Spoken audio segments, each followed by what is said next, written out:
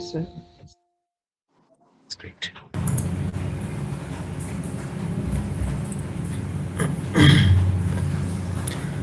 Now, अभी तक 2 unit we have completed.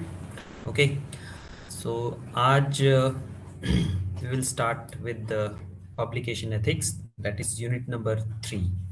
Okay, ethics के बारे में पढ़ा, अब पब्लिकेशन एथिक्स. ठीक है.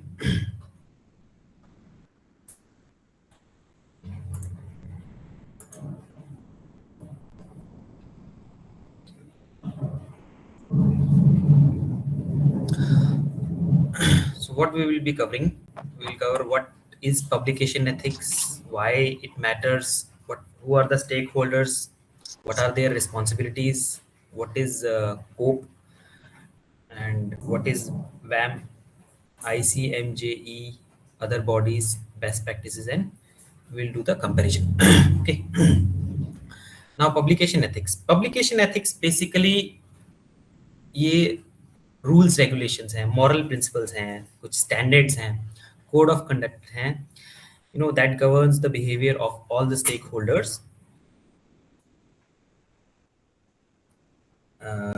who are involved in the process of creating, submitting, reviewing, editing and publishing scholarly and scientific work. जो भी scientific work, जो भी scholarly work है, जो भी paper publication, research publication का जो भी काम है, उसमें जो भी steps involved हैं और उस स्टेप से रिलेटेड जो भी लोग इन्वॉल्व हैं, उनके लिए कुछ मॉरल प्रिंसिपल, कुछ प्रोफेशनल स्टैंडर्ड्स, कुछ कोड ऑफ कंडक्ट हैं जो उनके बिहेवियर को, जो उनके काम को गवर्न करेंगे. That is called the publication ethics. ठीक है.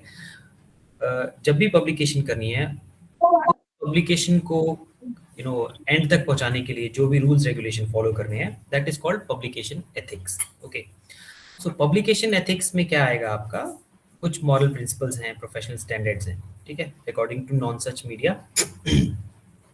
अब इसमें जनरली कवर क्या होता है पब्लिकेशन एथिक्स में, more broadly if we talk, it covers a lot of things. जैसे कि क्या पब्लिश होगा, व्हाट गेट पब्लिश. ठीक है, मींस उसकी हमें एक्यूरेसी देखनी है, ओरिजिनलिटी देखनी है पेपर की या रिसर्च वर्क की, सिग्निफिकेंस देखना है. Okay, on the basis of these things we have to जज कि what need to get published. Second thing is how it is going to get published. ठीक है, कैसे पब्लिश होगा.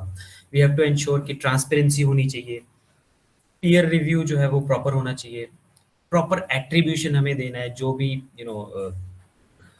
कंट्रीब्यूटर्स हैं उनको प्रॉपर एट्रीब्यूशन देना है. तीसरी चीज है कि कौन पब्लिश कर रहा है, हु पब्लिशिंग. ठीक है, ऑथरशिप किसकी रहेगी, कॉन्फ्लिक्ट ऑफ इंटरेस्ट है अगर वो भी हमें बताना है. ठीक है, then last is why it get published, क्यों पब्लिश होगा. ठीक है, किस लिए, नॉलेज के लिए, फॉर नॉलेज एडवांसमेंट, या फिर मोस्टली जो पब्लिकेशन एथिक्स जो है वो ये फॉलो करता है कि we must advance the knowledge. Okay, सिर्फ करियर इन्फ्लेशन के लिए नहीं, प्रॉफिट के लिए नहीं. ठीक है, जनरली क्या होता है प्राइवेट इंस्टीट्यूट्स में या प्राइवेट क्या, हर जगह यही है. और एक हमारे माइंड में भी एक कंसेप्ट है, ज़रूरी भी है, क्योंकि अगर हमें प्रमोशन चाहिए तो यूनिवर्सिटी ग्रांट कमीशन या जो भी बॉडीज़ हैं जो प्रमोशन देती हैं, दे हैव द रिक्वायरमेंट कि you must publish at least 2 paper in a year. ठीक है, वो भी पीयर रिव्यू होने चाहिए, वेब ऑफ साइंस में होने चाहिए, स्कोपस इंडेक्स होने चाहिए. ओके, तब जाके आपको इतनी प्रमोशन मिलेगी, इतना मॉनेटरी बेनिफिट होगा. तो you have to understand is it ethically correct और नॉट. अगर if you are contributing good thing, if you are contributing into the knowledge, then it is perfectly fine. ठीक है, कि हम सिर्फ करियर इन्फ्लेशन के लिए नहीं, हमारा रिसर्च एप्टीट्यूड है, हमारा रिसर्च एटीट्यूड है वैसा. We are going to publish best papers. Okay, तो हमें ध्यान रखना होगा कि सिर्फ करियर इन्फ्लेशन के लिए नहीं, प्रॉफिट के लिए नहीं, we have to contribute to the body of the knowledge. Okay, so these things are covered under publication ethics. That क्या क्या, फॉर ऑथर्स क्या पब्लिश होना चाहिए, फॉर रिव्यूअर्स कि कैसे पब्लिश होना चाहिए, फॉर एडिटर्स कौन पब्लिश करेगा. Okay, and for the again for sorry, for editors who will be publishing, and for publishers who why it is published. Okay, now कुछ एक कोर प्रिंसिपल्स हैं, क्या कहते हैं, पब्लिकेशन एथिक्स के. Before discussing those I would like to discuss historical background क्या है इसका थोड़ा ना, हिस्टोरिकल बैकग्राउंड से पहले स्कोप, क्या स्कोप है पब्लिकेशन एथिक्स का। Okay, it is given here, नहीं यहाँ नहीं दिया, कोई बात नहीं। सो स्कोप क्या क्या है। सो देखो पब्लिकेशन एथिक्स जो है that applies to all the participant in the scholarly publishing chain. Okay, जो भी स्कॉलरली हम पब्लिशिंग कर रहे हैं, जो भी पेपर पब्लिश कर रहे हैं, अपना रिसर्च वर्क पब्लिश कर रहे हैं, उसमें जो जो लोग इन्वॉल्व हैं उस पे सब पे the scope of publication ethics applies. ठीक है, कौन कौन है उसमें, ऑथर्स हैं। ऑथर्स जो है स्टेक होल्डर हैं, अलग अलग स्टेक होल्डर हैं। पहला है ऑथर्स। ऑथर्स की एथिकल रिस्पॉन्सिबिलिटी क्या है। So they must produce accurate work, original work, they must give the proper attribution, जो भी कॉन्फ्लिक्ट ऑफ इंटरेस्ट है अगर उसको डिस्क्लोज करना, this is the ethical responsibility of a author. दूसरा स्टेक होल्डर जो इन्वॉल्व है in publication ethics that is peer reviewers. Peer reviewers जो हैं उनकी जो एथिकल रिस्पॉन्सिबिलिटी है that is to maintain the confidentiality. आपके पास अगर रिसर्च पेपर आ रहा है और आपको आपको रिव्यूअर बनाया गया है, ठीक है, you must stay anonymous. Okay, आपने कॉन्फिडेंशियलिटी मेंटेन रखनी है। आपके पास पेपर आ रहा है, आप उसे पढ़िए विदाउट एनी बायसनेस, उस पर एक जेन्युइन रिव्यू दीजिए। Okay, there must be no misappropriation on the part of peer reviewer. फिर थर्ड स्टेक होल्डर जो इन्वॉल्व है पब्लिकेशन एथिक्स में that is editors. Editors they must give a fair decision. आप paper भेज रहे हैं, being a researcher, आप paper भेज रहे हैं एडिटर के पास, एडिटर की रिस्पॉन्सिबिलिटी बनती है कि वो फेयर डिसीजन दे। अगर पेपर क्वालिटी का है, स्टैंडर्ड का है, he must send to the peer reviewer. उनके बाद उनसे जो भी रिव्यू आएगा they must take a fair decision की पब्लिकेशन होनी चाहिए इस पेपर की। और अगर कुछ कमी पेशी है तो दोबारा उसको उसमें थोड़ी और एडिशन मल्टीप्लिकेशन करके we can publish that paper. So उस पर फेयर डिसीजन होना चाहिए। कुछ अगर मिसकंडक्ट हो रहा है उसको प्रॉपरली हैंडल करना है एडिटर्स ने। Okay, they must be independent. Next stakeholder in publication ethics are publishers. Publishers कौन है। Publishers they must the ethical responsibility which they need to follow is they have transparent policies. Okay, कोई predatory practice नहीं होनी चाहिए। Okay, ये predatory journal के बारे में हम बाद में पढ़ेंगे क्या होती है प्रेडेटरी प्रैक्टिस। ओके, पॉलिसीज जो है दे मस्ट बी ट्रांसपेरेंट कि हम पब्लिश कर रहे हैं अगर पेपर तो फेयर चांसेस मिलेंगे सबको पब्लिश करने के। अगर पेपर रिसर्च पेपर या जो रिसर्च वर्क है वो कंट्रीब्यूट कर रहा है in the body of knowledge, तो there must be transparent policy regarding the publication. फिर आता है इंस्टीट्यूशन के पार्ट पे, बीइंग अ इंस्टीट्यूशन उनकी क्या रिस्पॉन्सिबिलिटी है, ethical responsibility. So their responsibility is to investigate if there is any misconduct, proper training provide करनी है ethics पे on research ethics. They have to look into these matters, जो भी unethical practice अगर हो रही है तो उस पे they have to keep it tight watch on that. फिर last जो stakeholder है in publication ethics they are funding bodies. Funding bodies जो आपको पैसा प्रोवाइड कर रही है for publication, for conducting the research. So उनकी एथिकल रिस्पॉन्सिबिलिटी ये बनती है कि they must transparently disclose their funding, जो भी मोटिव फंडिंग का मोटिव है they must disclose transparently. Okay, तो ये थे स्कोप ऑफ पब्लिकेशन एथिक्स।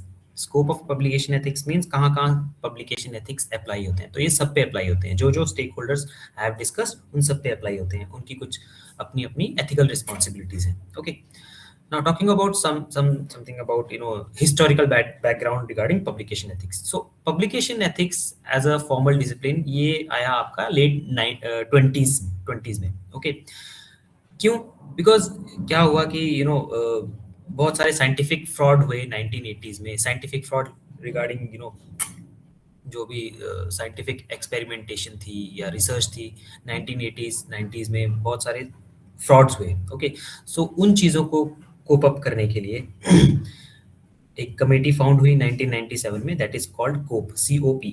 ठीक है, this was the first organised collective effort to develop standards की पब्लिकेशंस कैसे होनी चाहिए, रिसर्च में एथिक्स कैसे फॉलो करने हैं, तो उससे रिलेटेड ये कमेटी बनी थी। ओके, नाउ अब क्या है, अब जो करंट सिनेरियो है वो है कि यू नो इंटरनेट का यूजेज बहुत एक्सट्रीम लेवल पे है, ओपन एक्सेस पब्लिकेशंस बहुत ज़्यादा हैं, ठीक है। सो अब क्या है, जो करंट सिचुएशन है, it intensifies the need for clear and enforceable ethical frameworks. Okay, we have to ensure कि सारे जो एथिकल फ्रेमवर्क है वो क्लियरली डिफाइंड हो सबके पास, सबको पता हो कि कैसे पब्लिकेशन करनी है। ओके, और जो करंट सिनेरियो है दैट इज एआई का, एआई सिचुएशन है, एआई जनरेटेड कंटेंट जो है आजकल वो बहुत ज़्यादा कैसे पब्लिकेशन होनी चाहिए, उनके ऊपर क्या स्टैंडर्ड्स हमने मेंटेन करने हैं, this is the recent challenge. Okay, now आगे चलते हैं, let's move to core principles. So there are 5 core principles of publication ethics. 5 core principle कौन कौन से हैं? They are honesty, transparency, originality, accountability and fairness. Honesty means honesty her part पे होनी चाहिए। रिसर्च के जितने भी पार्ट हैं, डिजाइन कर रहे हैं आप रिसर्च, रिसर्च के मेथड, डेटा कलेक्शन, रिजल्ट के टाइम पे कंक्लूजन ड्रॉ कर रहे हैं, you must these things must be reported truthfully. Okay, means इसका मतलब है कि कोई फैब्रिकेशन नहीं होना चाहिए, कोई फॉल्सिफिकेशन नहीं होना चाहिए रिजल्ट का, कोई मिस रिप्रेजेंटेशन नहीं होनी चाहिए फाइंडिंग्स की। Okay, this is what the first principle of honesty says in publication ethics. Second is transparency. Transparency is कि authors they must disclose, they must clearly disclose कि कहाँ से उनका फंडिंग सोर्स आ रहा है, क्या उनके फाइनेंशियल रिलेशनशिप है। ओके, कॉन्फ्लिक्ट ऑफ इंटरेस्ट अगर है कहीं, वो प्रॉपरली डिस्क्लोज करना है। ऑथर जो भी हैं उनकी कंट्रीब्यूशन क्या रही, ठीक है, किसने क्या किया, किस ऑथर ने क्या किया, दे मस्ट डिस्क्लोज प्रॉपरली। और कुछ अगर प्रायर, अगर any, if there is any prior publication of related work, they must also disclose these things, ठीक है। अगर कुछ पहले भी पब्लिकेट हो चुका है same related to this particular work, तो that must also be shown or disclosed properly. Third core principle of publication ethics is originality. So originality means जो काम हुआ है, ऑथर का खुद का इंटेलेक्चुअल कंट्रीब्यूशन होना चाहिए। Okay, the work must be authors own intellectual contribution. दूसरी चीज है किसी भी फॉर्म में प्लेगरिज्म अगर है दैट इज अनएथिकल, और प्रॉपर एट्रीब्यूशन अगर हमें देना है, जहाँ से भी हम आइडिया बोरो कर रहे हैं, टेक्स्ट बोरो कर रहे हैं, डेटा बोरो कर रहे हैं, मींस प्रॉपर साइटेशन देना है, ठीक है। किसी ने कुछ भी अगर किसी भी पेपर से हम उठा के लेके आ रहे हैं तो we have to give a proper attribution. Fourth principle of publication ethics is accountability. Accountability means author जो हैं या जो भी ऑथर्स हैं, they must be collectively responsible for submitting publishing work, ठीक है। जो भी पब्लिशिंग कर रहे हैं उसके लिए वो दे मस्ट कलेक्टिवली भी रिस्पॉन्सिबल फॉर दैट। अगर मैंने कुछ कंट्रीब्यूट किया है तो I am fully responsible for जो भी मैंने काम किया, उसके लिए मैं फुल्ली रिस्पॉन्सिबल हूँ। अगर कुछ गलत होता है तो उसके लिए कॉन्सिक्वेंसेस झेलने के लिए भी I am ready. Okay, error अगर कुछ है it must be promptly corrected. अगर कुछ एरर आ रहा है, ठीक है, रिसर्च में किसी भी पार्ट में अगर कोई एरर आ रहा है, if it is identified it must be promptly corrected. Third thing in accountability is अगर रिट्रैक्शन सॉरी, अगर कहीं फ्लॉ आ रहा है, कुछ फ्रॉड डिटेक्ट हो रहा है, तो वहां पे उस पार्ट पे रिट्रैक्शन बहुत जरूरी है, ठीक है। आपका काम डिटेक्ट हो जाएगा, उस पर कोई सेकंड थॉट नहीं होना चाहिए। Last is fairness and respect. Fairness and respect means जो पीयर रिव्यूअर्स हैं, जो आपका पेपर रिव्यू करते हैं, ठीक है, they must conduct objectively without any personal biasness, ठीक है। कोई पर्सनल बायसनेस नहीं होनी चाहिए जो भी रिव्यूअर्स हैं आपके पेपर रिव्यू कर रहे हैं। Okay, they must conduct the peer review work with objectivity. Okay, and अगर उनके पास कुछ रिव्यूअर जो होते हैं ना, उनके पास मैन्युस्क्रिप्ट जाती है अनपब्लिश्ड, ठीक है, वो पढ़ते हैं नाउ, अब उनके पास फुल अथॉरिटी है कि वो उसको मैनिपुलेट कर सकते हैं, ठीक है, या फिर अपना जो भी वो अगर पेपर अच्छा लिखा हुआ है किसी ने, हो सकता है वही उठा के अपने नाम से पब्लिश कर दें। ओके, ऐसा नहीं होना चाहिए। ओके, सो द जो रिव्यूअर है they must not exploit the privilege which they are getting कि unpublished work है कोई, they have the access to unpublished work, so they cannot do this कि मैं अपने नाम पे publish कर दूँ. Okay, अगर उनके पास ये access है तो they must work professionally, ethically. Okay, last thing is the author must be treated equitably regardless of nationality, gender. अब यहाँ पे equality का principle है कि हमें जो भी author है उनको equally treat करना है, ठीक है, किस nationality से हैं वो, किस gender से हैं, किस जगह से affiliate हैं. Okay, we have to maintain a fairness. Okay, ये थे आपके 5 core principle of publication ethics. Okay, अब पब्लिकेशन एथिक्स क्यों मैटर करते हैं? Okay, why it matters. So देखिए, पब्लिकेशन एथिक्स सबसे पहले एक तो आपका जो साइंटिफिक रिकॉर्ड है, ओके, उसको सेव गार्ड करते हैं. ठीक है, पब्लिकेशन एथिक्स फॉलो होंगे, आपका जो रिसर्च वर्क है, आपका जो पब्लिकेशन का काम है वो ओरिजिनल रहेगा, आप you will be able to contribute to the body of knowledge. ठीक है, सो साइंटिफिक रिकॉर्ड जो है वो सेफ गार्ड रहता है, पब्लिक का ट्रस्ट बना रहता है. ठीक है, पब्लिक का ट्रस्ट साइंस में, कॉन्फिडेंस जो है साइंस में, वो टोटली डिपेंड करता है पीयर रिव्यू पे, पब्लिशिंग पे. अगर स्कैंडल्स हैं कुछ, ठीक है, फैब्रिकेशन है, तो क्या होगा, सोसाइटी का ट्रस्ट जो है वो खत्म हो जाएगा साइंस पे, नॉलेज पे.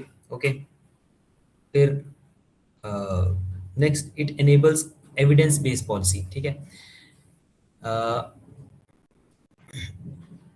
जो भी आपके हेल्थ से रिलेटेड गाइडलाइंस हैं या ड्रग्स के जो भी अप्रूवल होते हैं इन मेडिकल साइंसेस, मेडिकल रिसर्च या एनवायरनमेंट से रिलेटेड पॉलिसीज हैं, वो टोटली डिपेंड करती हैं आपके पीयर रिव्यू एविडेंस से. ठीक है, अगर पीयर रिव्यू बढ़िया हुआ है, अनबायस्ड पीयर रिव्यू है, ठीक, तो क्या होगा, आपका जो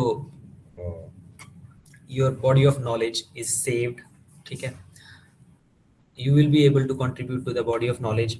ठीक है, सो बहुत ज़्यादा ज़रूरी है. ठीक है, क्योंकि एक सोसाइटी हेल्दी कब होती है, जब ओरिजिनलिटी रहती है. ठीक है, साइंस के बेसिस पे आप these things are directly contributing to the health of the society. अब हेल्थ गाइडलाइंस है या ड्रग अप्रूवल है, वो ह्यूमंस पे, अल्टीमेटली ह्यूमंस, हम बीइंग अ ह्यूमन, हम ही इन चीज़ों को यूज़ करेंगे. ठीक है, तो पीयर रिव्यू होना बहुत ज़्यादा, ट्रू पीयर रिव्यू है, उसका होना बहुत ज़्यादा इंपॉर्टेंट है. ओके, अगर कहीं फ्रॉड है तो क्या होगा, अल्टीमेटली पेशेंट्स को, सोसाइटी को एट द एंड बहुत नुकसान होगा. ओके, और अल्टीमेटली क्यों पब्लिकेशन क्रिटिकली इंपॉर्टेंट है, it protects the researcher. Ethical norm ensure करते हैं कि प्रॉपर क्रेडिट मिले रिसर्चर को, जिसने जेन्युइन काम किया है, जिसकी जेन्युइन कंट्रीब्यूशन है. ओके, उसका करियर, उसकी सेल्फ वर्थ जो है वो बढ़ती है. Okay, so that is why the publication ethics is critically important. Okay,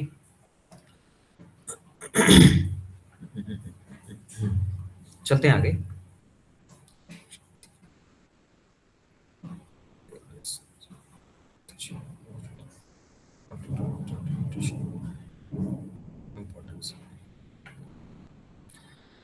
आगे है चैलेंजेस क्या क्या है पब्लिकेशन एथिक्स में. तो देर आर जो यहाँ पे मैंने लिखे हैं 6 हैं, ऐसे और बहुत सारे चैलेंजेस हैं पब्लिकेशन एथिक्स से रिलेटेड. सबसे पहले आपका पेपर मिल. पेपर मिल मीन्स कमर्शियल ऑर्गेनाइजेशन जो है वो क्या कर रही है, वो ऑथरशिप बेच रही हैं फैब्रिकेटेड पेपर्स. ठीक है,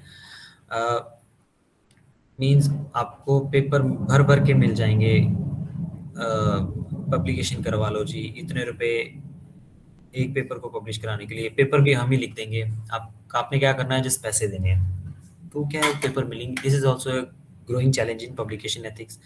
दूसरा है एआई जनरेटेड कंटेंट. मैन्युस्क्रिप्ट क्या कर रहे हैं हम लोग, एलएलएम मॉडल से हम लोग पेपर लिखवा रहे हैं. ठीक है, अब मोस्ट जनरल्स क्या है, दे रिक्वायर कि हमने एआई से कंटेंट तो नहीं लिखवाया. ओके, ये बहुत बड़ा इशू है, बहुत बड़ा चैलेंज है. ठीक है, हम सोचते हैं एआई से पेपर लिखवा लेंगे. एआई से पेपर लिखवाना इज अगर हमारा बिल्कुल भी कोई आइडिएशन नहीं है उसमें, तो ये टोटली अनएथिकल है. एआई से पेपर नहीं लिखवा सकते हम लोग. Okay, we can take the help, we can refine our ideas with the help of AI, but solely हम AI पे डिपेंड करेंगे कि पूरा पेपर लिखते, that is totally unethical. Okay, क्योंकि आपका खुद का कोई कंट्रीब्यूशन नहीं रहेगा उसमें. तीसरी चीज है प्रेडेटरी जनरल्स. प्रेडेटरी जनरल्स क्या हुए? These generals they charge fees and perform little और दे फॉर्म नो रिव्यू. ठीक है, आपसे फीस चार्ज कर लेंगे, पैसा ले लेंगे, उसमें कोई पीयर रिव्यू होगा नहीं. आपका पेपर ऐसे एज इट इज एक्सेप्ट होके पब्लिश हो जाएगा. ओके, तो देर इज नो पॉइंट कि आपने क्या कंट्रीब्यूट किया है, क्योंकि आपके काम को कोई क्रिटिकली रिव्यू नहीं कर रहा है. जब तक क्रिटिकल रिव्यू नहीं होगा तब तक कुछ नई चीज निकल के नहीं आएगी. Okay, so we have to ensure कि हम किसी प्रेडेटरी जर्नल पे अपना पेपर सबमिट ना करें. ओके, क्योंकि ये जो प्रेडेटरी जर्नल है ये कुछ भी एक्सेप्ट कर लेंगे पैसे के चक्कर में. ओके, आप उनको पेमेंट कीजिए, कुछ भी आप मतलब एआई जनरेटेड भी दे देंगे तो भी कर लेंगे. क्यों? क्योंकि because they do not have any peer reviewers network. उनके पास कोई पीयर रिव्यूअर है नहीं. ठीक है, उन्होंने पेपर लेना है, पब्लिश कर देना है, that's it. Okay, that is totally unethical. That is against publication ethics. फिर आता है आपका peer review fraud. Peer review fraud या पीयर रिव्यू मैनिपुलेशन क्या हुआ? ऑथर्स जो हैं, मैंने ही पेपर लिखा हुआ है, मैं सजेस्ट कर दूंगा कि किसी फेक रिव्यूअर का नाम लिख के दे दूंगा कि उसके पास आप भेज सकते हैं. ठीक है, तो ऑथर क्या करते हैं? ऑथर सजेस्ट फेक रिव्यूअर्स और दे इम्पर्सनेट रियल रिव्यूअर्स. ठीक है, वो अपने आप को इम्पर्सनेट करते हैं कि हाँ हम ये रिव्यूअर हैं. ओके, तो ये भी क्या है? This is also challenge in publication ethics. Next है सलामी स्लाइसिंग. सलामी स्लाइसिंग हमने बहुत डिटेल में डिस्कस किया हुआ है. मीन्स हम एक ही स्टडी को फ्रैगमेंट कर देते हैं. ठीक है, बहुत सारे पेपर्स में. ओके, अलग अलग एक ही स्टडी है हमारी, उसमें बहुत सारे ऑब्जेक्टिव हैं, एक एक ऑब्जेक्टिव से उठा के हमने पेपर पब्लिश कर दिया. ओके, दैट इज कॉल्ड सलामी स्लाइसिंग, या एक स्टडी को हम फ्रैगमेंट कर रहे हैं. और लास्ट है citation manipulation. Citation manipulation means we coerce authors to cite specific journal to inflate impact. Basically हम क्या कर रहे हैं? हम authors को बोलते हैं कि particularly यही वाला पेपर आप क्या करो, साइट करो. ठीक है, ये वाला जर्नल साइट करो. ओके, इससे क्या होगा? जो पेपर साइट हो रहा है उसका इम्पैक्ट फैक्टर जो है वो इन्फ्लेट होता है. ठीक है, this is totally unethical. This is called citation manipulation. Okay, ये थे आपके challenges in publication ethics. Now अब कमिटी के बारे में पढ़ते हैं. Committee on publication ethics, that is COPE. COPE जो है, this committee was founded in 1997. ठीक है,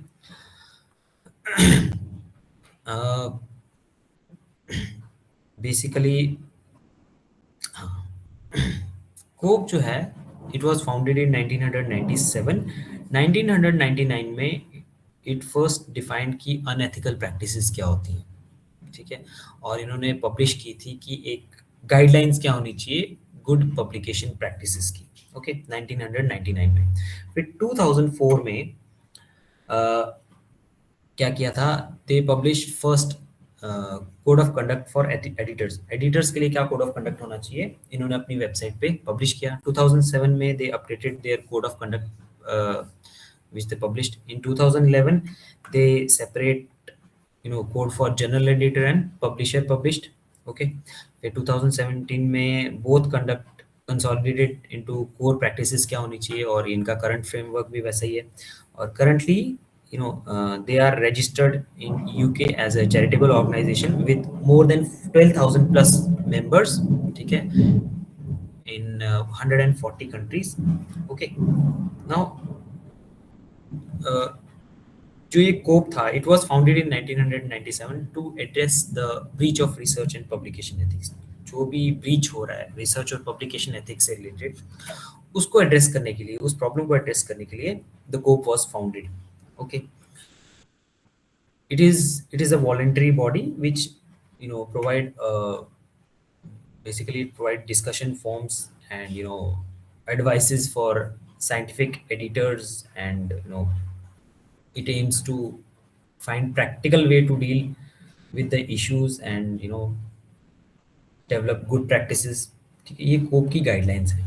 ओके, मेन मिशन क्या था इनका? Main mission was to educate and support editors, publishers and all those involve in publication ethics. जो भी publication ethics में इन्वॉल्व लोग हैं उनको एजुकेट करना, उनको सपोर्ट करना. ठीक है,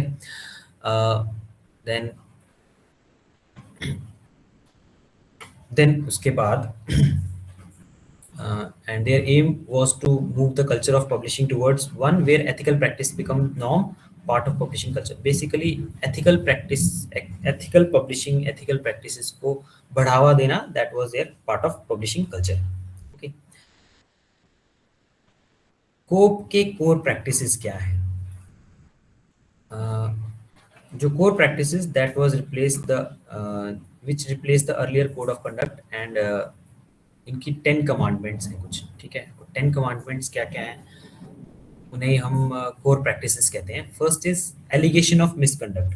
ठीक है, एलिगेशन ऑफ मिसकंडक्ट क्या कहता है? इट सेज कि journals must have processes to handle allegation of misconduct against author, reviewers and editors. Okay, अगर कुछ allegation लग रहा है misconduct का, तो जो journals हैं, research journal, उनके पास एक proper process होना चाहिए कि हम allegations को, जो misconduct की allegation है, उनको कैसे handle करें. अगर कोई author, कोई reviewer, कोई editor है, उसके against misconduct का allegation लग रहा है, तो उसको कैसे handle करना है. Okay.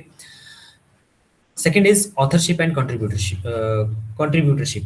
Authorship and contributorship, it says कि there must be clear policies on who qualify as an author, acknowledgement of all the contributors. ठीक है, इसमें बेसिकली क्लियर पॉलिसीज दी गई हैं कि कौन आदमी जो है या कौन person as a author qualify करता है, सभी कंट्रीब्यूटर्स को कैसे एक्नॉलेज करना है, इससे रिलेटेड गाइडलाइंस हैं.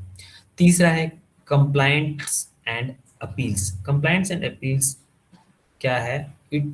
It is a mechanism for authors and others to appeal editorial decisions. ठीक है, बेसिकली ये मैकेनिज्म प्रोवाइड करता है ऑथर्स को कि वो कैसे, कोई भी एडिटोरियल डिसीजन आता है, आपने पेपर भेजा है, पेपर पब्लिश से रिलेटेड डिसीजन आते हैं, उसमें कैसे आपने काम करना है. ठीक है, how you are going to appeal for the editorial decisions. जो भी एडिटोरियल की तरफ से डिसीजन आएंगे उस पर कैसे आप अपील कर सकते हो, वो मैकेनिज्म प्रोवाइड होता है कंप्लायंट एंड अपील्स में.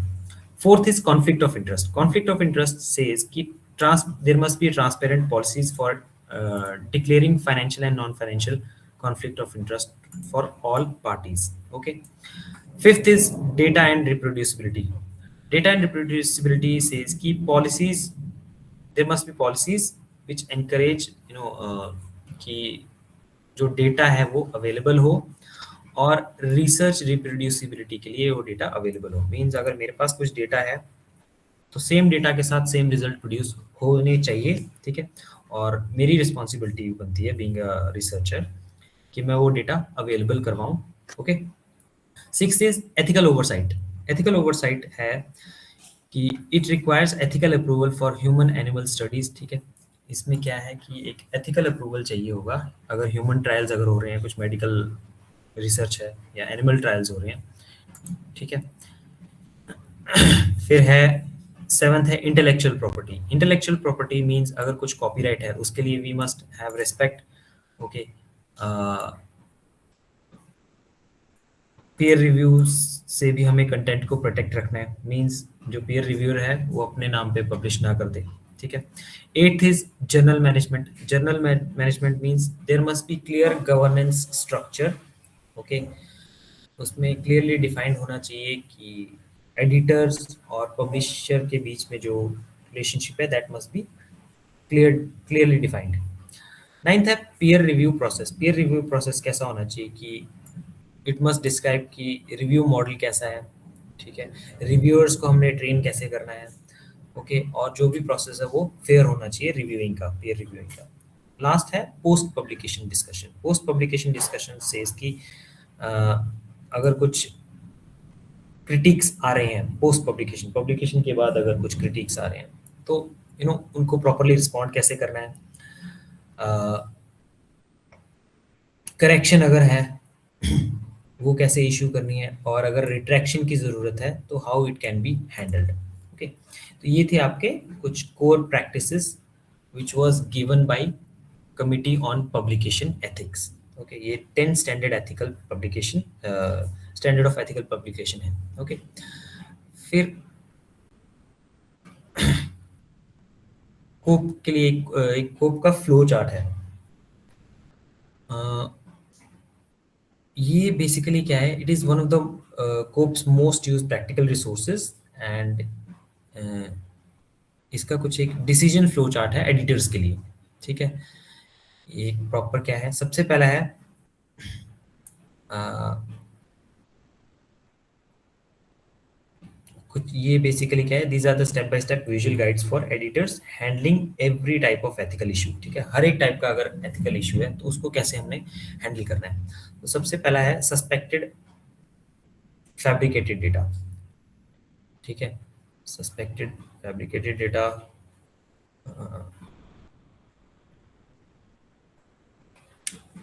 सस्पेक्टेड प्लेगरिज्म है, रिडंडेंट पब्लिकेशन है, ऑथरशिप डिस्प्यूट है, रिव्यूअर मिसकंडक्ट है, अनडिस्क्लोज कॉन्फ्लिक्ट ऑफ इंटरेस्ट है, कंप्लेंट अगेंस्ट एडिटर है, ठीक है। ओके,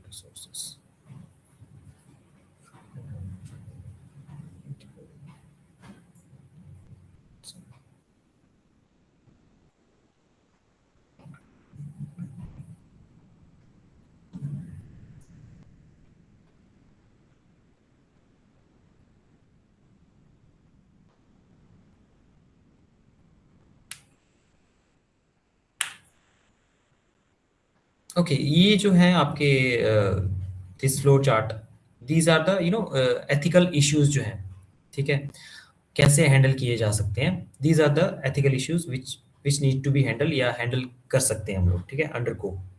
ओके, तो अगर सस्पेक्टेड फैब्रिकेटेड डेटा है उसको कैसे हैंडल करना है, प्लेगरिज्म है, रिडंडेंट पब्लिकेशन है, ये सब चीज़ें हैंडल की जाती हैं अंडर कोप। ओके,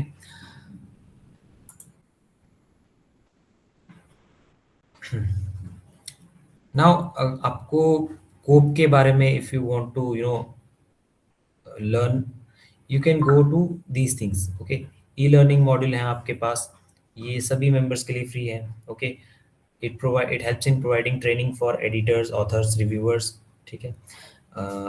एथिकल ऑडिट टूल्स हैं इनके पास available. Okay, this is only available for members. Okay, फिर मंथली न्यूज़लेटर ये पब्लिश करते हैं, ठीक है। एनुअल सेमिनार करवाते हैं ये लोग, ओके को। और जो वेबसाइट है उनकी वो ये है, sorry,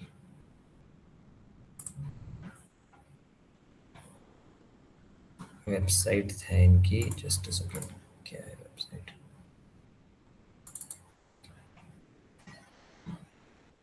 the website is publicationethics.org। Okay, यहाँ पे सारी चीज़ें अवेलेबल हैं।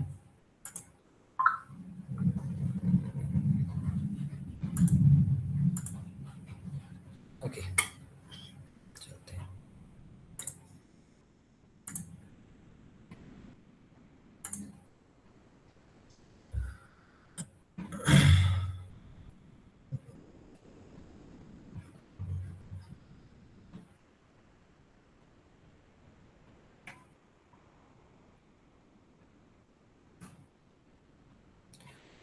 दूसरी जो बॉडी है जो गाइडलाइंस वगैरह देती है, दैट इज वैम, WAME, world association of medical editors. World association of medical editors, it was founded in 1995। Okay, ये बेसिकली एक वर्चुअल ऑर्गेनाइजेशन है। Okay, it has no physical headquarter. Okay, and membership is open to decision making editors of medical journal worldwide. It is free membership है इसकी। Okay, जो members हैं they are more than 1900।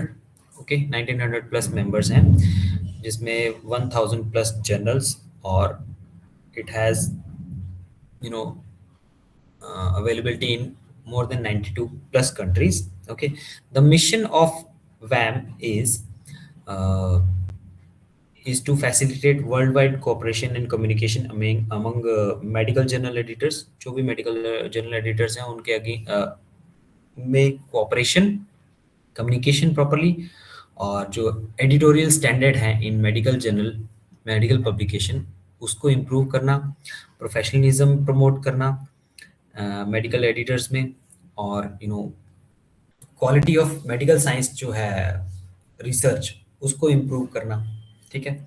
This is what their core mission is. Okay, objective क्या क्या है इनके, main objective इनके हैं, they facilitate world wide cooperation among medical journal editors, ठीक है। जो भी मेडिकल जर्नल्स हैं उनमें वर्ल्ड वाइडली क्या रहे, कोऑपरेशन रहे। एजुकेशनल इंफॉर्मेशन जो है वो और बेस्ट प्रैक्टिसेस जो है वो एक्सचेंज हों। एडिटोरियल स्टैंडर्ड जो है मेडिकल जर्नल के वो इम्प्रूव हों। प्रोफेशनलिज्म इम्प्रूव हो मेडिकल एडिटर्स में। Okay, quality of medical science और पब्लिशिंग की जो क्वालिटी है उसको इम्प्रूव करना। रीजनल ग्रुप को सपोर्ट करना on the basis of language, geography. Okay, this is what, these are the key objective of वैम, world association of medical editors. Now guidelines क्या क्या है इनकी। सबसे पहला है एक इनकी editorial independence policy. Editorial independence policy क्या कहती है, जो इट सेज कि editors have complete authority over the editorial content of their journal and the timing of publication of that content, ठीक है। एडिटर्स जो हैं they have complete authority over the editorial content, जो भी एडिटोरियल कंटेंट है उसके ऊपर उनका कंप्लीट अथॉरिटी है, और पब्लिकेशन का टाइमिंग क्या रहेगा उसके उसके कंटेंट के ऊपर दे हैव फुल अथॉरिटी, ठीक है। फिर है ओके, फिर है आपके पास वैम की कमिटीज कौन कौन सी हैं। सो वैम की 3 कमिटीज हैं, एक है एथिकल कमेटी, दूसरी है एडिटोरियल पॉलिसी कमेटी, तीसरी है एजुकेशन कमेटी। एथिकल कमेटी क्या है, एथिकल इश्यूज जो भी हैं मेडिकल पब्लिकेशन में उनका वो फोकस एरिया है।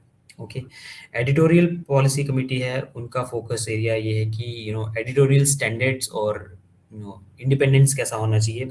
और लास्ट है education committee, their focus area is training resources for editors. जो भी एडिटर्स हैं उनके लिए ट्रेनिंग रिसोर्सेज कैसे अवेलेबल होंगे, क्या होंगे, वो they decide. Okay, their focus area is that. फिर आता है आपका ICMJE, international committee of medical journal editors. ये भी एक कमेटी है, ओके, पब्लिकेशन एथिक्स से रिलेटेड कमेटी है। ओके,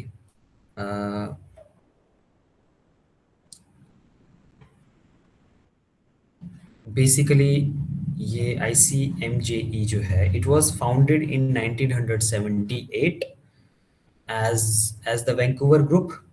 ओके, एंड क्योंकि इसकी मीटिंग, फर्स्ट मीटिंग जो हुई थी that was in Vancouver, Canada. Original purpose जो था इसका is to standardise manuscript format for medical journal, ठीक है। एक स्टैंडर्ड होना चाहिए कि मैन्युस्क्रिप्ट कैसी होनी चाहिए एक रिसर्च पेपर की for medical journals. Medical journal में जो भी रिसर्च पेपर पब्लिश हो रहा है उसकी एक प्रॉपर स्टैंडर्डाइज मैन्युस्क्रिप्ट इन्होंने डिसाइड की थी। That was their original purpose. Okay, ये ICJMA कब बना, वैंकूवर ग्रुप, ये फॉर्मली ICJMA उसके बाद में ICMJE बन गया। ओके, मेन पब्लिकेशंस क्या क्या है इनकी। So what they do is they give recommendation for conduct, reporting, editing and publication of scholarly work in medical journal. Medical journal में कैसे क्या कंडक्ट होना चाहिए, कैसे रिपोर्टिंग होनी चाहिए, कैसे एडिटिंग होनी चाहिए, पब्लिकेशन कैसे होना चाहिए स्कॉलरली वर्क का, they provide the recommendation. Okay, so this is also called as the uniform requirement for manuscript. Okay, इनकी वेबसाइट है ICMJE.org। ओके, आप इस पे जाके you can read research papers. इनकी रिकमेंडेशन क्या क्या है ICMJE की। So they have certain uniform requirement. First is okay, basically क्या है, ये ओरिजिनली फोकस करते हैं फॉर्मेटिंग पे, ठीक है। ICMJE ने क्या रिकमेंड किया हुआ है, major ethical areas they have addressed. अब कौन-कौन से एथिकल एरियाज़ हैं, वो ऑलरेडी हमने डिस्कस किए हुए हैं पीछे। क्या-क्या है? ऑथरशिप है, ठीक है?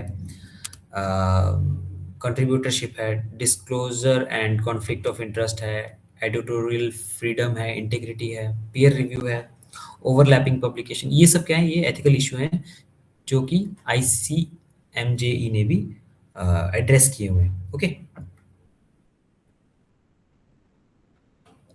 आईसीएमजेई 4, ये बेसिकली क्या है? These are the criteria authorship standard, ठीक है? क्राइटेरिया 1 क्या है?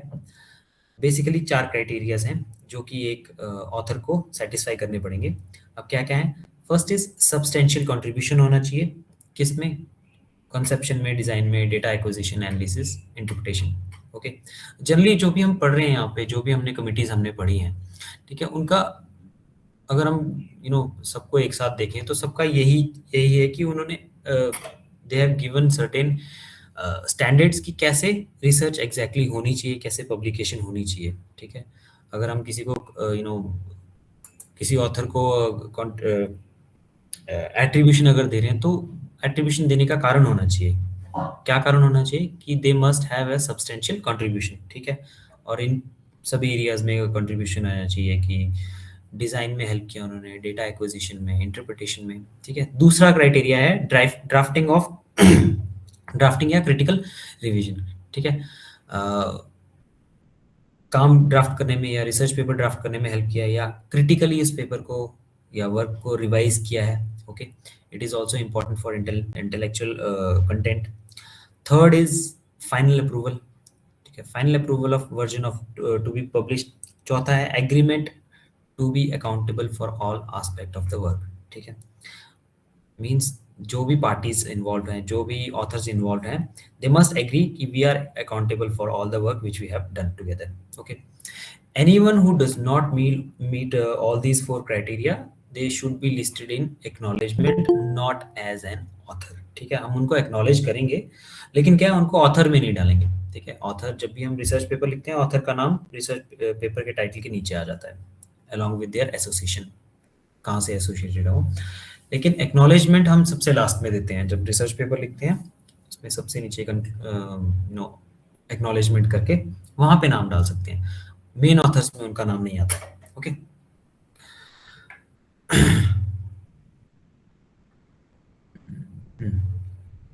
ओके, अब इन्होंने और भी कुछ एक चीज़ें, आईसीएमजे ने और भी बहुत सारी चीज़ें दी थी, जैसे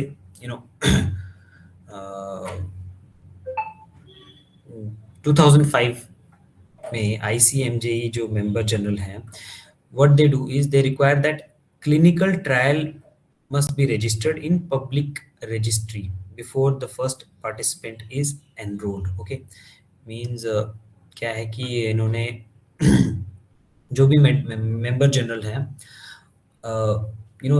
दे मस्ट रिक्वायर दैट कि वो क्लिनिकल ट्रायल में दे must be registered in public registry, ठीक है? जब भी वो किसी पार्टिसिपेंट को एनरोल करेंगे, उससे पहले ही दे मस्ट रजिस्टर देमसेल्फ, ठीक है? इससे होगा क्या?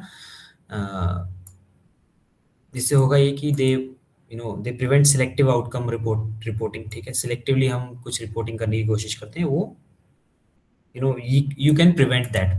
अगर सिलेक्टिवली हम करने लग गए तो रिजल्ट जो है वो मैनिपुलेटेड होते हैं। ओके, और क्या है? It allows tracking of all the trials including those with null result, ठीक है? हम सारे जो भी हमने ट्रायल किए हैं उनको ट्रैक करने में हेल्प मिलती है, और अल्टीमेटली पब्लिकेशन बायसनेस जो है वो रिड्यूस होती है। ओके, ये थे आपके आईसीएमजेई, कोप और वैम के बारे में हमने पढ़ा, कोप के बारे में पढ़ा, आईसीएमजे के बारे में पढ़ा। अब कुछ एक और भी स्टैंडर्ड सेटिंग बॉडीज हैं, ठीक है? जैसे सीएसई है, ईज है, इक्वेटर है, ओआरआई है, ओएसपी है, ठीक है? ये सब बॉडीज हैं। सीएसई क्या है? सीएसई बेसिकली है काउंसिल ऑफ साइंस एडिटर्स, ठीक है? It was founded in 1957 as a council of biology editors, ठीक है? This is founded by national science foundation and American institute of biological sciences. It is renamed as CSE in 2000. It has a member more than 800 members, जिसमें editors हैं, publishers हैं, scholars हैं, ठीक है, जो कि साइंटिफिक पब्लिशिंग में है।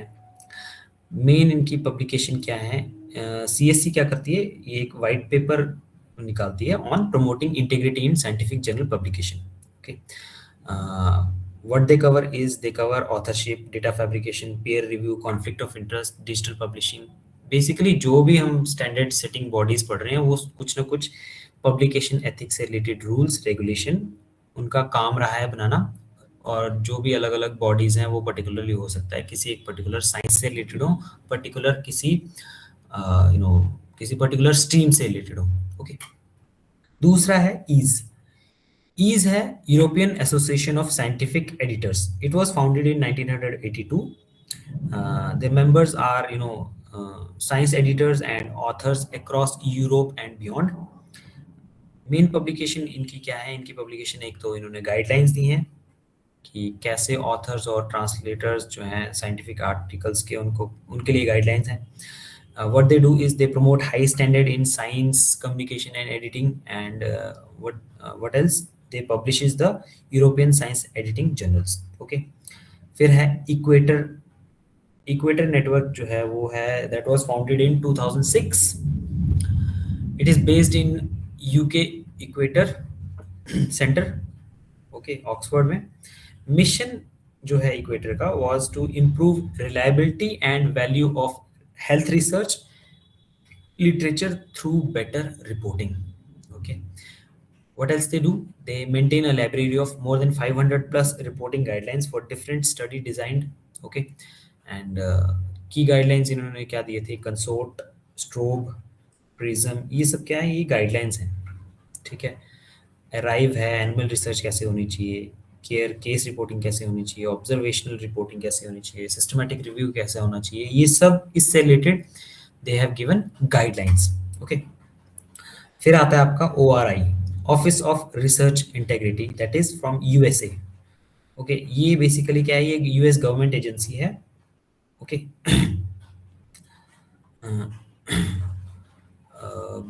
ये सारे जो भी फेडरल फंडेड रिसर्च मिसकंडक्ट हैं होते हैं उनको इन्वेस्टिगेशन का काम है। ठीक है, इन्होंने ही एफएफपी को डिफाइन किया हुआ है। FFP framework they have defined, fabrication, फाल्सिफिकेशन and plagiarism already हमने पढ़ लिया है। What else they do, they maintain public record of finding against researcher. ठीक है, अगर कुछ रिसर्चर के अगेंस्ट कुछ पब्लिक फाइंडिंग होती है तो उसका रिकॉर्ड मेंटेन रखते हैं। रिसर्चर को एडुकेट करते हैं through the responsible conduct of research curriculum. Okay, फिर आता है आपका OASPA। OASPA बेसिकली ये है open access scholarly publisher association. ये क्या है, ये सपोर्ट किस चीज़ को करता है, it support best practices among open access publisher. ठीक है, they work to identify and combat predatory publisher. Predatory अगर जर्नल्स अगर कुछ हैं तो उनको आइडेंटिफाई करते हैं और उनको हटाने की कोशिश करते हैं। और क्या है, जो मेंबर्स हैं, मेंबर पब्लिशर्स जो हैं, they must adhere to the detail code of conduct. जो भी इन्होंने कोड ऑफ कंडक्ट दिए हुए हैं, जो मेंबर्स हैं, they must adhere to those code of conducts. Okay, last है WMA। WMA बेसिकली क्या है, वर्ल्ड मेडिकल एसोसिएशन। ये बेसिकली ये एथिकल स्टैंडर्ड सेट करता है मेडिकल रिसर्च से रिलेटेड। ठीक है, जिसमें ह्यूमन पार्टिसिपेंट इन्वॉल्व हो। Okay, what they do is they require informed consent. ठीक है, जो भी हम ह्यूमन पार्टिसिपेंट लेके आ रहे हैं उनकी इन्फॉर्म्ड कंसेंट होनी चाहिए। और what they do is they adopt virtual all medical journal as condition of publication, virtually all medical journals। okay, ये सब है आपके बॉडीज। ठीक है, last last thing is best practices in publication. ठीक है, ये सब हमने अभी तक जो जो पढ़ा वो पढ़ा, कुछ एक स्टैंडर्ड सेटिंग बॉडीज के बारे में पढ़ा, पब्लिकेशन एथिक्स क्या होते हैं वो सब पढ़े। ठीक है, next thing is best practices in publication ethics. क्या क्या बेस्ट प्रैक्टिसेस हो सकती हैं पब्लिकेशन एथिक्स में, तो अलग अलग हैं ऑथर्स के लिए अलग बेस्ट प्रैक्टिसेस हैं, पीयर रिव्यूअर्स के लिए बेस्ट प्रैक्टिसेस क्या हैं, एडिटर्स के लिए बेस्ट प्रैक्टिसेस क्या क्या हैं, ठीक है। एक जनरल अगर मैं बेस्ट प्रैक्टिसेस बोलूँ सबसे पहले ऑथर्स के लिए, वो ये है कि first is they must meet ICMJE authorship criteria, ठीक है। जो भी लिस्टेड ऑथर्स हैं they must satisfy all the 4 ICMJE criteria, जो भी हमने 4 क्राइटेरिया पढ़े थे उसको सेटिस्फाई करना होगा उन्हें, ऑथर्स को। दूसरा है कॉन्फ्लिक्ट ऑफ इंटरेस्ट को डिक्लेयर करना, अगर कुछ फाइनेंशियल, पर्सनल, इंस्टीट्यूशनल है, जब आप पेपर सबमिट कर रहे हो तो we have to declare that conflict of interest. तीसरा है एथिकल अप्रूवल ऑब्टेन करना, डेटा कलेक्ट करने से पहले, ठीक है, या ह्यूमन ट्रायल करने से पहले, एनिमल स्टडीज करने से पहले we must obtain a ethical approval. फिर है ट्रायल जो है, ट्रायल्स को पर्सपेक्टिवली रजिस्टर करवाना, ठीक है। अ, हम जब भी ट्रायल करते हैं उससे पहले एनरोलमेंट बहुत ज़्यादा ज़रूरी है, ठीक है। फिर क्या है ऑथर्स के लिए best practice is site honestly and completely, जो भी हम काम किसी का अगर ले रहे हैं उसको प्रॉपरली साइट करेंगे, ठीक है। अ, हम उसी काम को साइट करेंगे जो हमने रीड किया है, जो हमने स्टडी किया है, उस काम को नहीं। Okay, do not cover oversight own work, अपने ही काम को ओवरसाइट नहीं करना है, ठीक है। और do not site work not read, ठीक है, जो हमने काम नहीं पढ़ा है, जो हमने पेपर नहीं पढ़ा उसको भी साइट नहीं करना है। फिर next best practice is disclose prior publication. Okay, disclose all the related prior publication, ये मींस कुछ अगर नोट, कॉन्फ्रेंस से रिलेटेड एब्स्ट्रैक्ट है, प्री प्रिंट प्रायर पेपर है, उन सबको हमें डिस्क्लोज करना है। परमिशन ऑब्टेन करनी है। नेक्स्ट बेस्ट प्रैक्टिस मींस अगर कुछ कॉपीराइटेड मटेरियल है, कोई फिगर, कोई टेक्स्ट, कोई टेबल, कोई डेटा, ठीक है, उसको लेने से पहले we must obtain permission. Okay, data को शेयर भी करना है।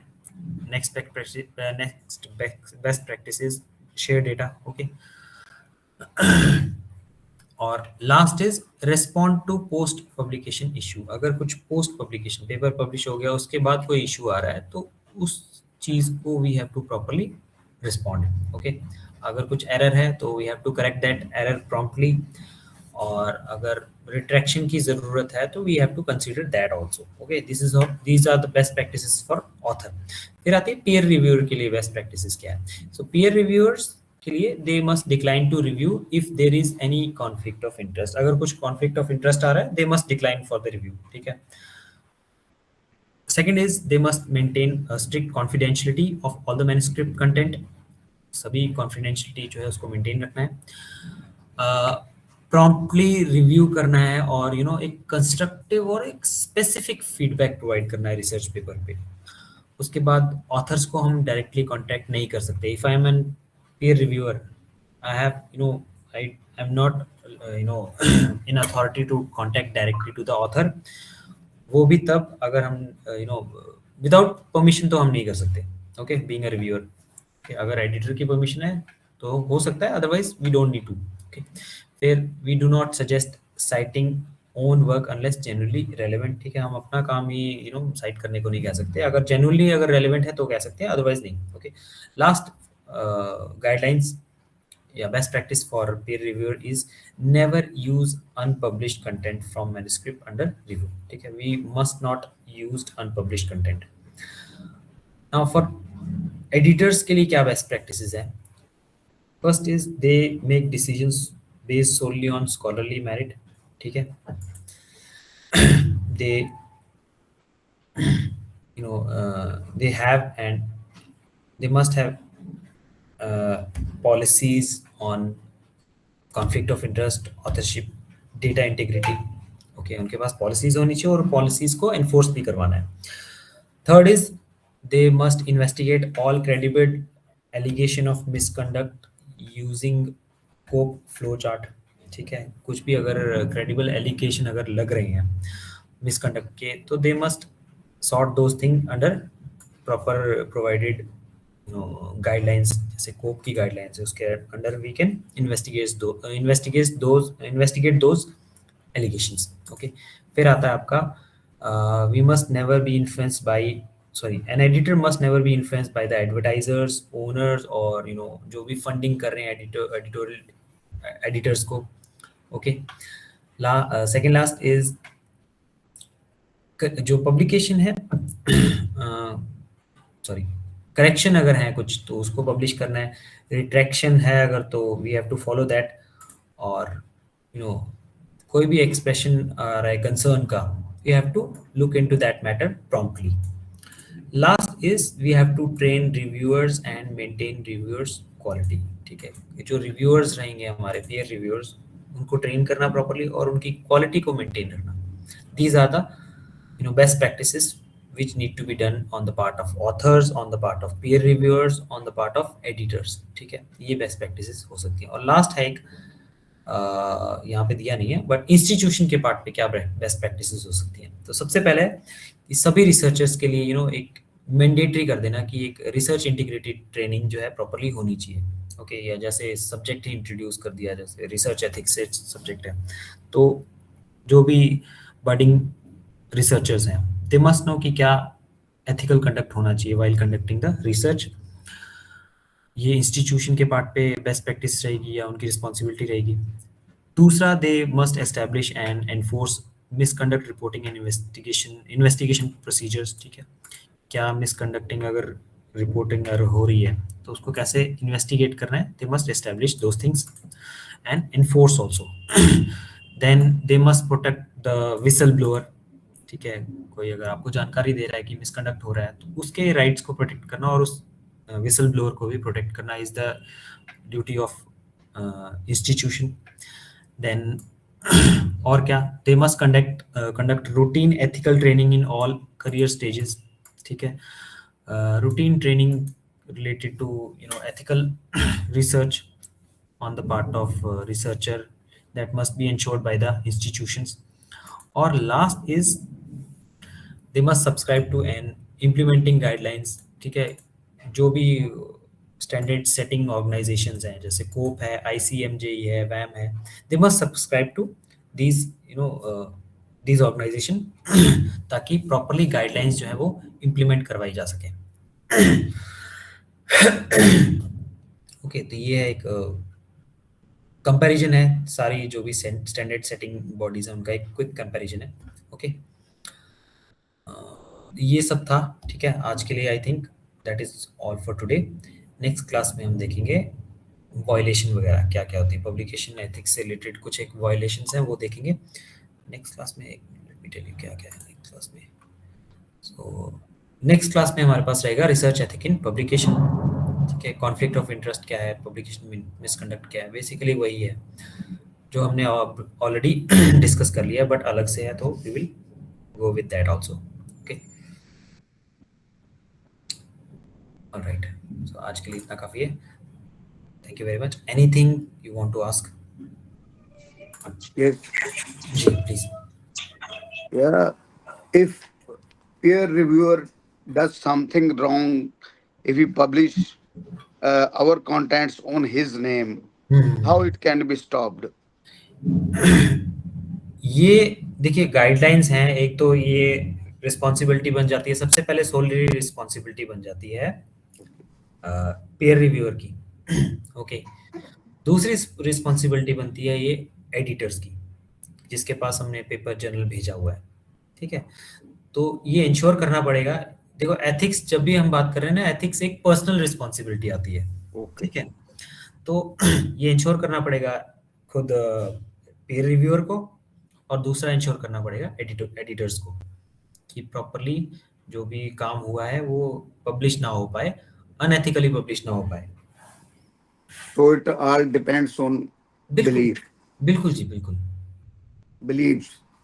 नॉट बिलीव सर, देखिए पेपर जो है, पेपर जाता है और सबसे पहले हम जर्नल के पास भेजते हैं, एडिटर्स के पास जाता है। ओके, तो वो मेंटेन करते हैं कॉन्फिडेंशियलिटी और भेजते हैं रिव्यूअर के पास। ठीक है, ब्लाइंड रिव्यू के लिए। सो ब्लाइंड रिव्यू के लिए जाता है तो ये प्रॉपरली रिकॉर्ड में रहता है कि क्या मैन्युस्क्रिप्ट गई है। ओके, और पोस्ट पब्लिकेशन भी ये चीज़ें फॉलो होती रहती हैं कि कहीं ये किसी पार्ट पे कोई गलती ना हुई है। जी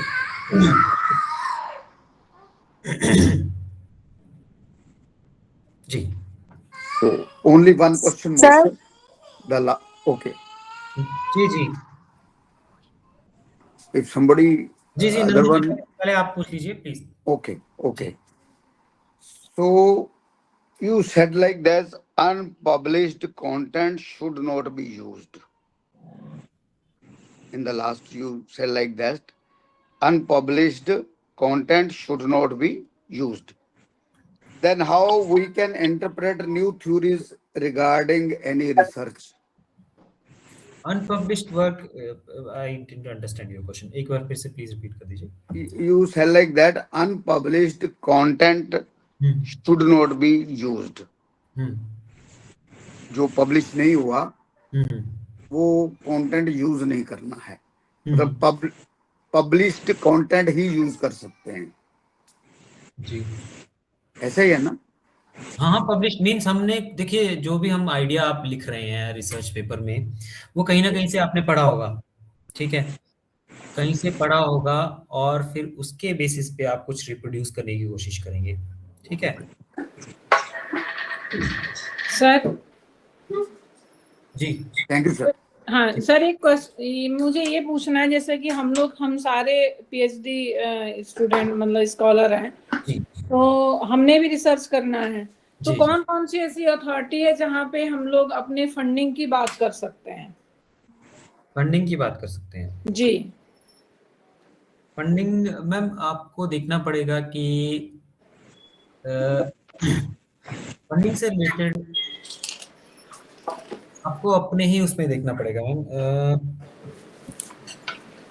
कहाँ से अभी अभी तो मैं आपको नहीं बता सकता, बिकॉज अभी मेरे पास इसका आंसर है नहीं। अच्छा, नहीं जैसे सर एज मतलब जैसे ये मैंने पहले भी एमएसडब्ल्यू जब मैंने किया था, तो एक हमारा पेपर था रिसर्च का, रिसर्च एंड डेवलपमेंट का, जी तो वहां भी मैं ये बात क्लियर नहीं कर पाई थी कि जैसे आफ्टर 50 या 45 के बाद जैसे हम लोग करते हैं, और जी अर्निंग की भी कहीं इतनी प्रॉब्लम भी कई बार आ जाती है, जी तो जी इस केस में हम कहाँ पे, जैसे कोई एनजीओ हो जो वो फंडिंग करती हो, या गवर्नमेंट अथॉरिटी है वो फंडिंग करती है, जैसे जेआरएफ के लिए हम्म, गवर्नमेंट फंडिंग आती है, जी जी तो जी हमारे लिए भी कोई ऐसा प्लेटफॉर्म है जहाँ पे हम अप्लाई करें कि हाँ भाई हम यहाँ से रिसर्च कर रहे हैं और हमारे को फंडिंग की प्रॉब्लम है, तो हमें कोई सपोर्ट कर सकता है, कोई ऐसी बॉडी, कोई ऐसी अथॉरिटी हो तो sir please guide us. Definitely मैं आपको नेक्स्ट क्लास में डेफिनेटली पूरा एक डिटेल में बता दूंगा, ठीक है। सर एक नेक्स्ट दूसरा क्वेश्चन सर मेरा है जी कि ये जितने भी ऑर्गेनाइजेशन हैं, जो भी वेब है या कोप है, ये जो ऑर्गेनाइजेशन, कोप तो चलो हमारे इंडिया में बना हुआ है, जी जी तो ये सारे गवर्नमेंट एफिलिएटेड हैं कि ये सिर्फ एनजीओ हैं सर? ये जी बेसिकली ये एथिकल बॉडीज हैं, ये एनजीओ हैं या गवर्नमेंट बॉडीज हैं, बेसिकली ये सर, मतलब जैसे एनजीओ है तो ये तो जैसे अब देखिए एनजीओ है तो गवर्नमेंट की हम्म, रेगुलेटरी बॉडी के साथ काम करती है कि इंडिविजुअल काम कर रही है सर? क्योंकि ये सारे एनजीओ हैं सर।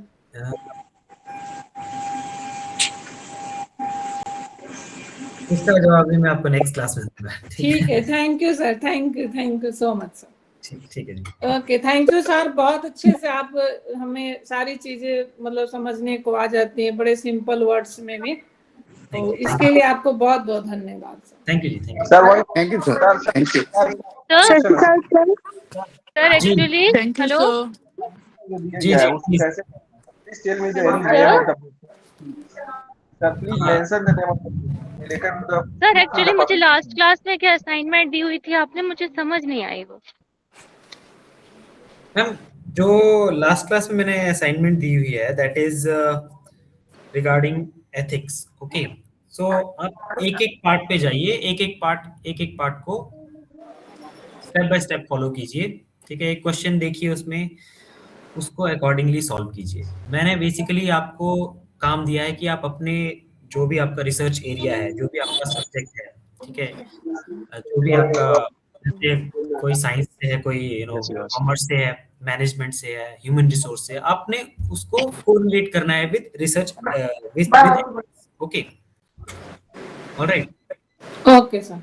जी, तो आप उसके साथ कोरिलेट कीजिए। सर कोई पेपर मतलब कि आर्टिकल लिखना है उसको कोरिलेट करके कि सिंपल उन आर्टि क्वेश्चंस को सॉल्व करना है? आर्टिकल नहीं लिखना है, लेकिन आपने साइट ज़रूर करना है। बहुत सारी चीज़ें साइट करने की ज़रूरत पड़ेगी, आपको रीडिंग की ज़रूरत पड़ेगी, ठीक है? Okay sir, thank you. जी, सर मैं और अख्तर सर अली ये सबमिट कब तक करवानी है हमें? आप करवा दीजिए नेक्स्ट वीक तक, ठीक है? मैंने उस पे डेट ठीक है लिखी थी सर, खैर, बट आप दे सकते हैं, नेक्स्ट वीक तक दे सकते हैं। जी, अख्तर अली थैंक जी। You sir.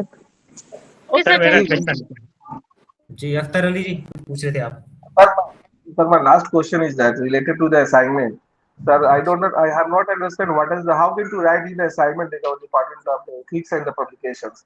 Can you tell me the name of the book of the ethics and the publication? Because I have no any books related to the journals. Yeah, you have been mentioned about the journal which is described about the mention of the ethics.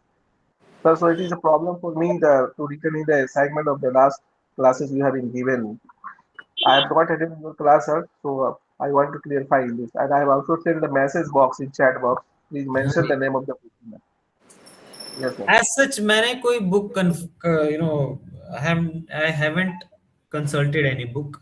मैंने जो भी है internet resources से ही आपको पढ़ाया है, ठीक है? और I have tried to explain everything very in very simple way. आपने जस्ट कोरिलेट करना है पब्लिकेशन एथिक्स को अपने सब्जेक्ट से, वही सिंपल क्वेश्चंस हैं। आप एक एक क्वेश्चन पढ़िए, यू डोंट नीड टू पूरे में मत जंप कीजिए। एक क्वेश्चन एक पार्ट लीजिए, उसको सॉल्व कीजिए, ठीक है? ठीक है, okay, thank you, sir. जी, Thank you, sir, so much. Thank you. Thank you. Sir मेरा क्वेश्चन है, जी, प्लीज। हम लोग जो पेपर पब्लिश करते हैं उसमें यूनिवर्सिटी का क्या रोल रहता है? उसमें यूनिवर्सिटी का आपका एफिलिएशन रहता है। That's it. अच्छा हाँ जी, अच्छा, जी। we should get some guide and recommend from university, but ourselves we have to publish the paper. Yes, हाँ sir. जी, आपको एफिलिएशन दिखाना पड़ेगा। आप देखिए, जब जो रिसर्च का काम रहता है, आप कहीं ना कहीं से तो एफिलिएट होंगे, ठीक है? अभी आप यूनिवर्सिटी यहाँ लेमरिन से एफिलिएट हैं, तो आपका नाम होगा, आपके गाइड का नाम होगा, और साथ में आपकी यूनिवर्सिटी का नाम होगा। Okay, sir. देखिए, एक एक एक एक लास्ट पॉइंट बताना चाहता हूँ। जब जो आपका जो रिसर्च का काम है ना, वो पीएचडी के बाद शुरू होता है, अच्छा अच्छा, ठीक है? हाँ हाँ अभी आप जो सीखेंगे कि क्या कैसे करना है, जो How to- असली रिसर्च है ना, जो आप लिटरली कुछ कंट्रीब्यूट करना चाहेंगे, वो आपका पीएचडी के बाद होगा, जिसमें Right, पेपर sir. प्रेजेंटेशन होता है, सर ठीक है? गुड जी, मॉर्निंग सर। जी, गुड मॉर्निंग। सर मेरा एक क्वेश्चन था, जी, जब हम कहिए। पेपर लिखते हैं ना तो हम जैसे टीम में लिख रहे हैं, जैसे 3-4 मतलब लोग जी, लिख रहे हैं, तो जी, वहाँ पे first author, second author, third author होता है। जी, जैसे मैं जिस इंस्टीट्यूट में काम करती हूँ वहाँ पे ना वो लोग मेनली फर्स्ट ऑथर को रिकॉग्नाइज करते हैं और सेकंड एंड थर्ड ऑथर को मतलब कोई यही नहीं करते। सो जी। इज दैट कि मतलब उनका कोई कंट्रीब्यूशन नहीं है या उनकी कोई वैल्यू नहीं है, व्हाट नहीं, इज दिस की? ऐसा नहीं है। आप देखिए, साइंस जो मेडिकल जर्नल से रिलेटेड पेपर्स होते हैं ना, उसमें तो 8-8, 10-10 लोग होते हैं। यस सर, जैसे स्कोपस या एल्सेवियर हाँ, जो होते हैं उसमें आपको मेनली 8 तो मिलेंगे। जी, जी, जी, जी। आप कर सकते हैं, बट ये है कंट्रीब्यूशन का वही, फिर जो स्कोरिंग होती है वो वैसे-वैसे घट जाती है। आप ओके ओके। आप फर्स्ट ऑथर हैं, नेक्स्ट पेपर में आप फ्रेंड को किसी और को बना दो, लेकिन क्या है, आइडिएशन जैसे मैंने आपको ऑलरेडी बताया, एथिक्स फॉलो करने हैं आपने। Yes sir. आइडिया है, जो मेन सबसे ज्यादा काम करेगा वो पहला ऑथर, ठीक है? सर एक और चीज है, जो आपने असाइनमेंट दी है ना उसमें तो नॉर्मल क्वेश्चंस है, जो मतलब आपने एथिक्स के बारे में पूछा है तो डिफाइंड एथिक्स, तो जी, उसमें हम साइटेशंस कैसे, मतलब आप चाहते हो कि हम रिसर्च पेपर्स को गो थ्रू करें और उससे वो डेफिनेशंस एंड ऑल आपको लिखें? आपको डेफिनेटली बहुत कुछ मिल जाएगा रिसर्च एथिक्स से रिलेटेड। Okay sir, okay. आप साइट थैंक यू कर सो सकते हैं। जी, okay, thank you so much sir. Thank you. I think इतना काफी है। Thank you very much. Okay, हाँ thank sir, you, sir. thank Thank you, you. thank you, sir, Thank you. Thank thank you, sir.